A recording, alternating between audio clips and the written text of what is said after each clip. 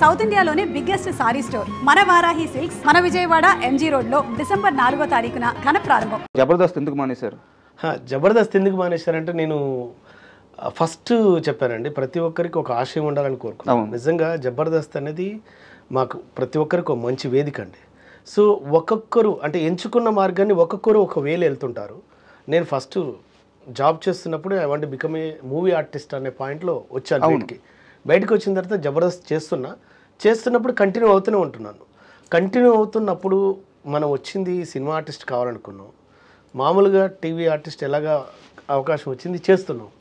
మనం ఇక్కడికి వచ్చి ప్రయత్నించినప్పుడు ఇక్కడ అయినాం, అక్కడ కూడా ప్రయత్నిస్తే కదా మనం అయ్యేది అన్న సెన్స్ నాకు అనిపించింది. ఇప్పుడు మీరు చెప్పిన సమాధానం గత 5 సంవత్సరాల నుంచి 6 సంవత్సరాల నుంచి మీరు అందరికీ ఇదే చెప్తూ వస్తున్నారు.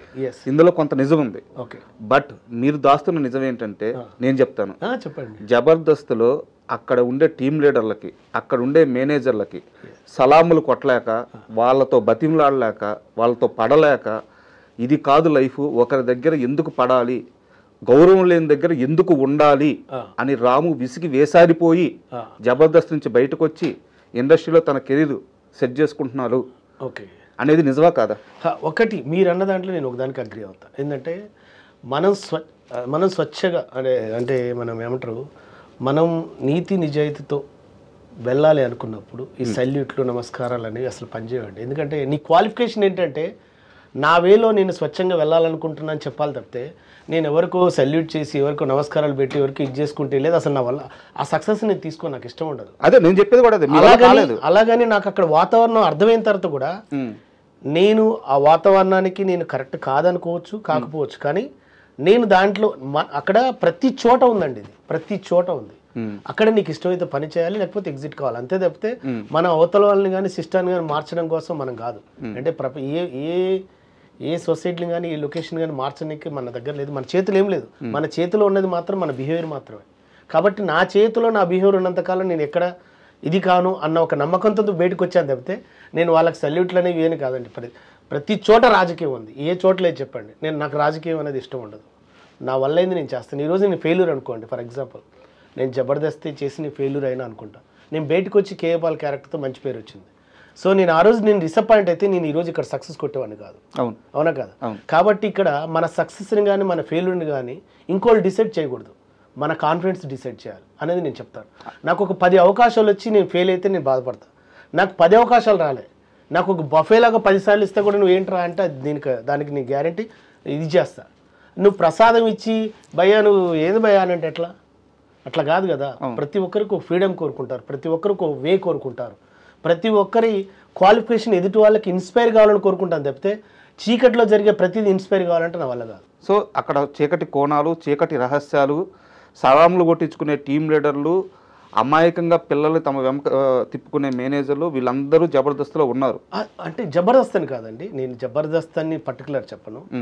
ఆ వేలో వెళ్ళేవారు ఆ వేని ఎంజాయ్ చేస్తారు, ఆ వేని ఇష్టపడతారు, అలానే ఎదగాలనుకుంటారు. నేను అలాంటి వేకు నేను క్వైట్ అపోజిట్. నువ్వు ఎదుటి వాళ్ళకి చేతినిచ్చినా ఏకపోయినా పర్లేదు, కానీ వాడు ఎంతో కాన్ఫిడెంట్తో వస్తాడు. ఆ కాన్ఫిడెన్స్ని మీరు కొలాప్స్ చేయొద్దు, దానికి కారకులం మనం కావద్దు. నీకు వీలైతే ఎంకరేజ్ చేయి, లేకపోతే లేదు, అంతే. సో ఎదుటివాడి సంస్కారంతో మనం కరెక్ట్గా జర్నీ చేస్తున్నా లేదా అని చూడాలి తప్పితే ఎదుటివాడి సంపదతో మనం జర్నీ చేయకూడదు. ఇప్పుడు నాకు మీరు సంపాదించుకున్న సంపద కన్నా మీరు నాతో చేసే జర్నీ ఏంటి? సంస్కారం మాత్రం. మీకు ఎన్ని ఆస్తులున్నా మీరు నాతో జర్నీ చేసేది మీ సంస్కారంతో. అంటే వాడు మంచివాడు రా, పర్వాలేదు మాట్లాడదాం అనుకున్నప్పుడు మాత్రమే నాకు గొప్పగా అన్న ఆలోచన ఉంటుంది. ఆయనకు 100 కోట్లు ఉన్నాయంటే 100 కోట్లు నాతో జర్నీ చేయవు కదా.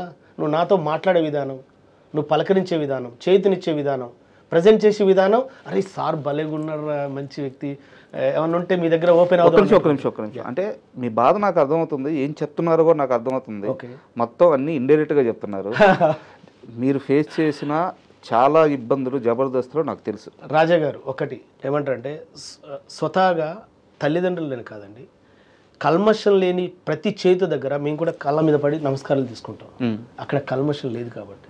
సో అది నేను తప్పుగాని కూడా అనను. ఎందుకంటే దేవుడు బ్లెస్సింగ్స్ కోరుకున్నప్పుడు దేవుని దగ్గర పోయి దండం పెట్టుకుంటాం. అది దేవుడి ఆశీర్వాదంతో, దేవుడి మీద నమ్మకంతో నాకు ఈరోజు ఇది జరిగిందని. అలానే అసలు ఏ పరిచయం లేని వ్యక్తి కూడా కల్మషం లేకుండా ఒక చేతినిస్తాడు చూసావు, వాళ్ళ దగ్గర కూడా దండం పెట్టుకుంటా.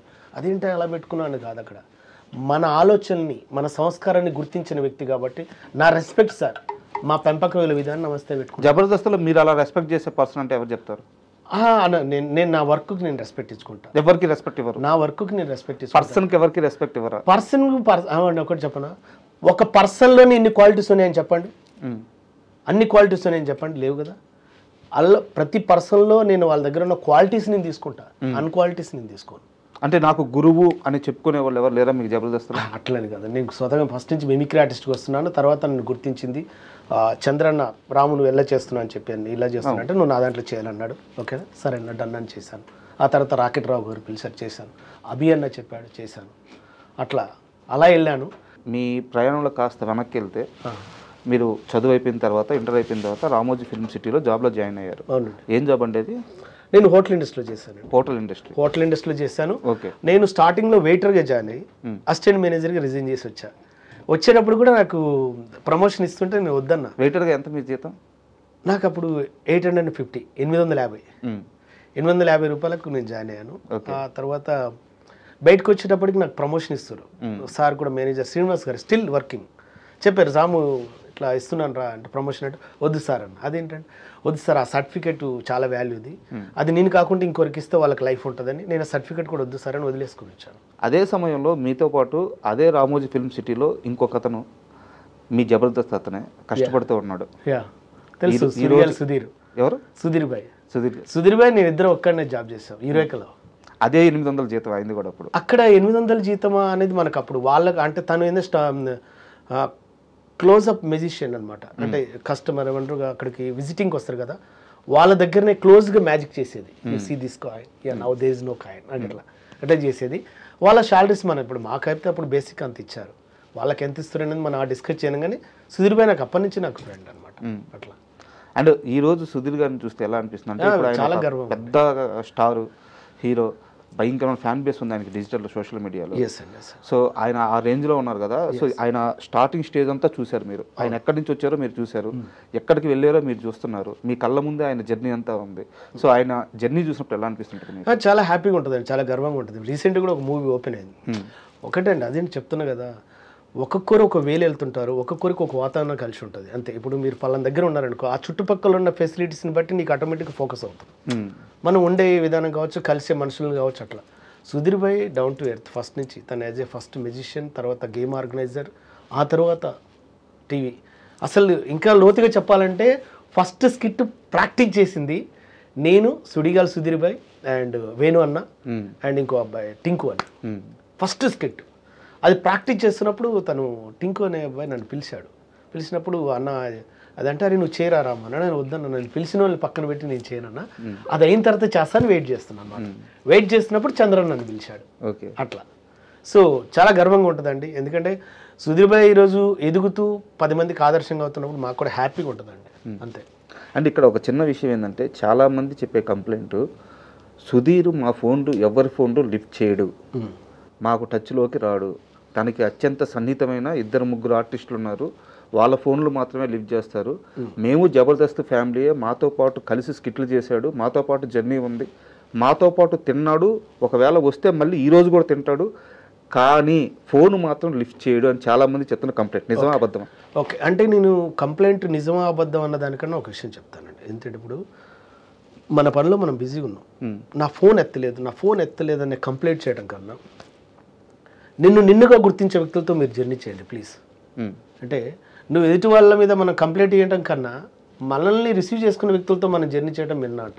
ఇప్పుడు నేను ఒక టైంలో సుధీర్ భాయ్ కూడా ఒక టైంలో ఏదో వచ్చింది, ఒకటి పెద్ద, నాకు తెలిసిన బెస్ట్ రైటర్ రామునికి తెలుసు అన్నావు కదా అంటే, అవును అన్న, ఒకసారి మాట్లాడవు అంటే, నేను అడుగుతానన్నా, మాట్లాడి చెప్తానన్నా. నేను మెసేజ్ పెట్టా, నాకు రిప్లై ఇచ్చాడు, at a time Rambai go ఇతను చూస్తుందని చెప్పాడు, రైట్ అన్న, థ్యాంక్ యూ అన్నాను, అంతే. తర్వాత తను కొన్ని చెప్పాడు, అన్న ఇట్లా సింక్ అయ్యేటట్టు ఉందన్న అంటే, ఓకే రైట్ అన్న. నేను ఆ ఆలోచనని వారి దగ్గర తీసుకెళ్ళగలిగానా లేదా, అది వారికి ప్లస్ అవతల అడిగిన అతను ఫ్రెండ్ కూడా నా ఫ్రెండ్ అన్న విషయంలోనే ఆలోచించాను తప్పితే నా ఫోన్ ఎత్తాడా ఎత్తలేదా, రిప్లై ఇచ్చాడా ఇచ్చలేదా అనే పాయింట్లో నేను లేను. అలానే మనం ఎదుటి వాళ్ళని కంప్లైంట్ చేయడం కన్నా మన వేలో మనం వెళ్ళటం బెస్ట్ అనుకుంటాడు. ఎందుకంటే కంప్లైంట్ అనేది పెరిగిపోతుంటుంటాయి. అలా పెంచుకోవడం కన్నా ఇప్పుడు నేను ఫర్ ఎగ్జాంపుల్ మిమ్మల్ని ఎంకరేజ్ చేయాలనుకున్నాను, సార్ నాకు రిప్లై ఇట్లేదండి నువ్వు ఒక్కనే చూస్తున్న అవసరం ఏముంది అంటున్నా. నేను సుధీర్ భాయ్ అనట్లే, ఎవరితోనైనా సరే నిన్నుగా గుర్తించే వ్యక్తులతో నువ్వు జర్నీ చేయి. నీ ప్రపంచం నీకుంటుంది, నీ అచీవ్మెంట్ నీకుంటుంది, నీ సక్సెస్ నీకుంటుంది అనేది నా ఉద్దేశం. ఏంటి, నువ్వు వెళ్ళేటప్పుడు మనసు కానీ మైండ్ కానీ బరువుగా ఉండొద్దు, ఆనందంగా ఉండాలి. ఉండాలంటే ఫస్ట్ నువ్వు స్ట్రెస్కి గురి కాకు. నీ ఆలోచన గొప్పదైనప్పుడు తప్పకుండా నీకు చేతినిచ్చే వాళ్ళు వస్తారు.